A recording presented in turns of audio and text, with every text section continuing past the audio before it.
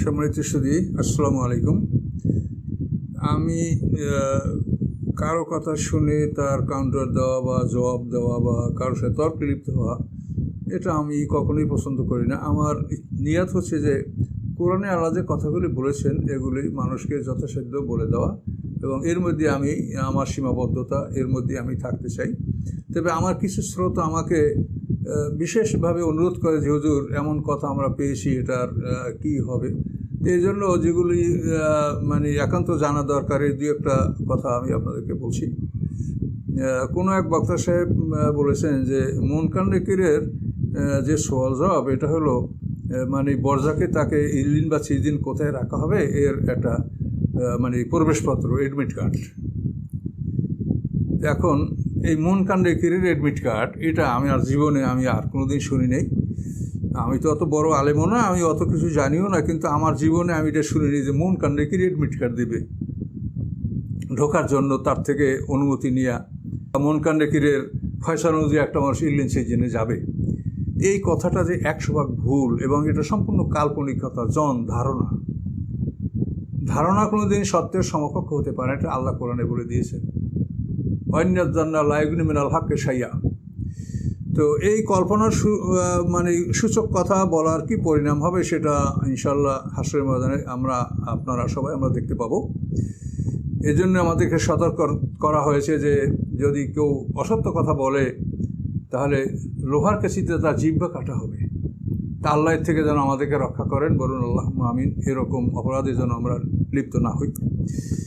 তো এখানে এই মুনকার নেকিরের এডমিট কার্ড, তো এখানে বিষয়টা হচ্ছে যে মুনকার নেকিরের বিষয়টা কোরআনে পাওয়া যাচ্ছে না। আপনারা যদি সঠিকভাবে কোনো তথ্য পান সেটা আপনারা বলেন, আমার তো সেখানে কোনো আপত্তি নেই। আমি পাচ্ছি না তাই আমি বলছি। এখন আপনারা যদি এইটা বলেন যে মুনকার নেকিরের মানে তারা প্রবেশপত্র দান করে, অর্থাৎ তাদের অনুমতিক্রমে তারা যাকে বলবে যে ইল্লিন বা সিজিন, তাদের অনুমতিক্রমে তারা ইল্লিনসের প্রবেশ, এই এডমিট কার্ড, তাহলে এই এডমিট কার্ডটা এটা কী হবে? এটা কি তাদের গলায় থাকবে না কোথায় থাকবে? না এটা মৌখিকভাবে তাদেরকে এডমিট কার্ড দেওয়া হলো, এটা কি হলো? এটা কি কথা? এটা কোথায় আছে যে এটা এডমিট কার্ড?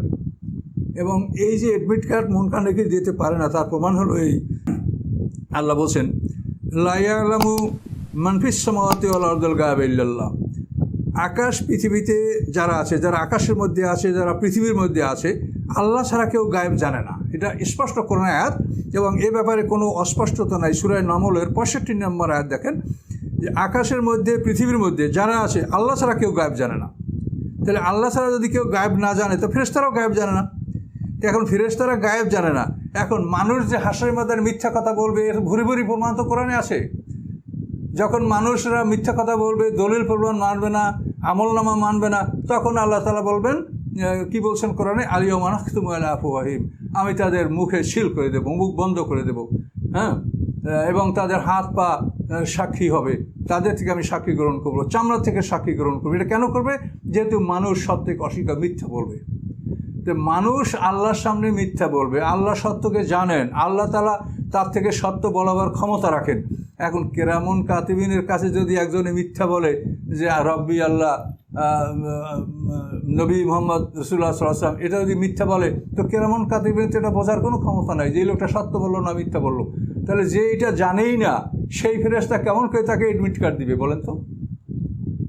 এই ধরনের কথা আল্লাহ মাফ করুক, আমি এগুলো কখনোই শুনতে রাজি না, কিন্তু আমার এক শ্রোতার অনুরোধে সেই কথাগুলি আমার ছেলের মোবাইলে পাঠিয়ে দিয়েছে। সেটা দেখে আমি অবাক হয়ে গেলাম যে আমার আর কিছু বলার নাই। আমি এতটুকু বলি যে ওলামায়ে কেরাম, আপনারা এরকম প্রতিযোগিতা না করে সত্যকে অনুসন্ধান করেন।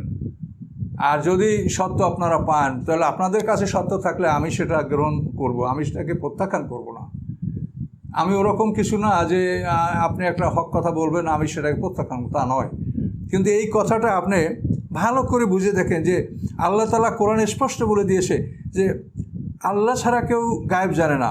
তাহলে আল্লাহ ছাড়া গায়েব জানে না, এখন মানুষ মিথ্যা বলবে, এটা তো আপনারা জানেন যে মানুষ মিথ্যা বলবে। এই জন্য আল্লাহ তাআলা তার মুখে সিল করে তার হাত পা দ্বারা তার কথা বলাবেন, সাক্ষী গ্রহণ করবেন, চামড়ার দ্বারা কথা বলাবেন।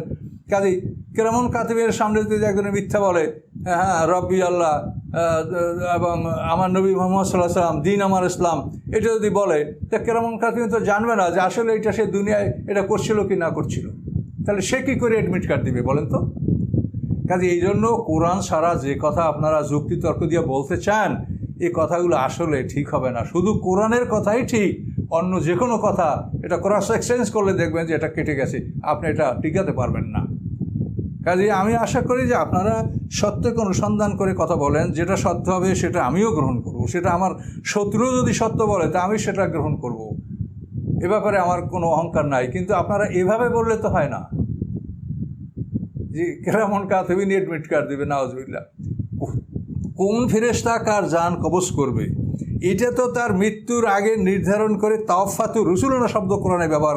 আমার আলোচনাগুলো দেখেন, এই জান কবজকারী ফেরেশতা থেকে রসুল বলা হয়েছে, যেহেতু তাদেরকে আল্লাহ বিশেষ নির্দেশনামা দিয়া জান কবজ করতে পাঠান। কার কীভাবে জান কবজ করতে হবে, কাকে কোথায় রাখা হবে, এগুলি সব কিছু আল্লাহ তাআলা জান কবজকারী ফেরেশতাদের মাধ্যমে এটা নির্দেশনা দিয়ে থাকেন।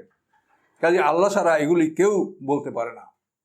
কাজে এই জন্য কেরামন কাতিবিনের অ্যাডমিট কার্ড এটা একটা সম্পূর্ণ অসত্য কথা। এর কোনো প্রমাণ পৃথিবীতে কেউ দিতে পারবে না যে কেরামন কাতিবিন অ্যাডমিট কার্ড দিবে, এমন ক্ষমতা ফেরেশতাদের নাই। ফেরেশতারা জিজ্ঞাসাবাদ করার ক্ষমতা রাখে না। যেহেতু মানুষ তো মিথ্যা বলবে, তখন ফেরেশতারা কি জানবে যে এটা সত্য না মিথ্যা? কাজে ফেরেশতারা কোনোদিন অ্যাডমিট কার্ড দিতে পারে না।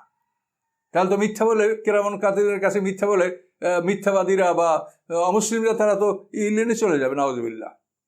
কাজে এই ধরনের কথা পরিহার করা, এটা আমি অনুরোধ করছি। আর না করেন তো আপনাদের স্বাধীনতা, আপনারা বলতেই পারেন, কিন্তু ভেবে দেখেন এর পরিণাম কিন্তু খারাপ হবে আল্লাহর কাছে।